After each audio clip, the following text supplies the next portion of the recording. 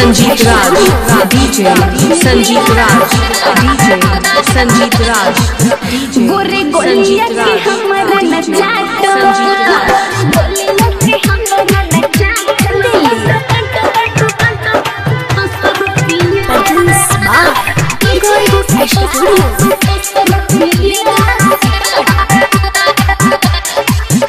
गोरे गोलिया के हमरा नचात गोरे गोलिया के हमरा नचात चाहे दांत से होठ काटो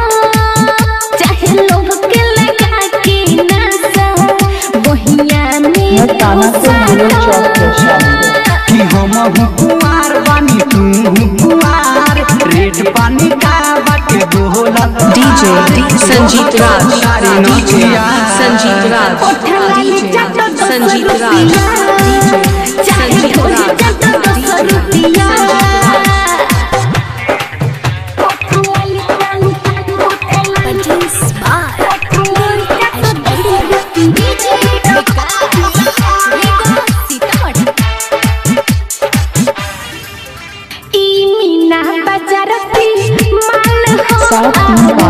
संजीत राज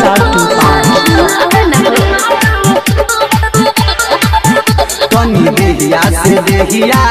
सात हो आव मुंड बनाव हो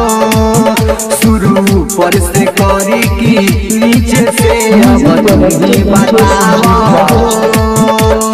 दिले बाड़ू चांस अब करे रोमांस पूरा में आवेला होई धलो एडवांस कहियो ना एका किया डीजे संजीत राज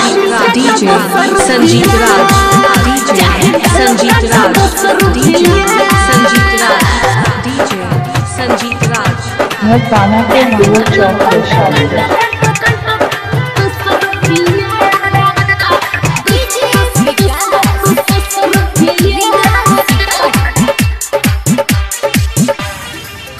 नाना परदेसी पिया के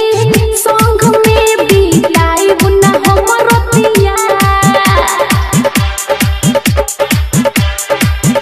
डीजे बरजेस के हो तू रानी हो याद माने लो पतिया के सुमित आज कहले तनी तोए दो छतिया कहतानी आज सुनो परवा हो राजे कहतानी आज सुनो परवा हो राजे साहेब कहे पद से दिया ढलाली जट 10 रुपया हर एक वाला 10 रुपया गोरे गोलिया के हमरा नचात गोरे गोलिया डीजे संजीत राज डीजे संजीत राज डीजे संजीत राज डीजे संजीत राज बहिया में तू साटो मैं ताना के बोलो चौक मुझे गाना बजा रेड पानी का बाटे 7 नखिया उठा लाली चट 10 रुपया